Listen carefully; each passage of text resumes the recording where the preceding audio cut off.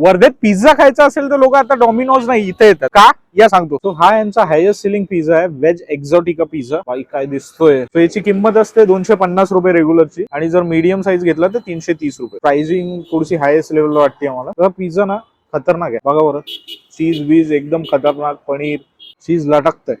Try करू. हल्ल्या गल्ल्या एक गोष्ट फील होतीये, रिच आहे, इन्ग्रेडियंट फ्रेश आहेत, सोबत चिली फ्लेक्स. माझं पिझ्झाचं नॉलेज आतापर्यंत जे आहे मी डॉमिनोजचाच खाल्ला आहे, पिझ्झा हटचा खाल्लेला आहे. तो मेजरली सिमिलरच वाटतं. स्पेशली यांचं जे हे आहे ना शेवटचं ते आपण मेजरली सोडून देतो, पण यांचं तेवढं हे नाहीये जळलेलं किंवा बेकार झालेलं, हे खाऊ शकतो आपण.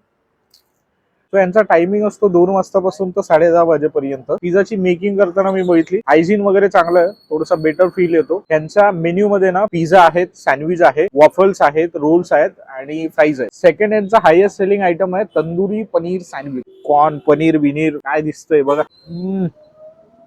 सँडविच एक नंबर आहे. सँडविचच्या अंदरची फिलिंग बघा.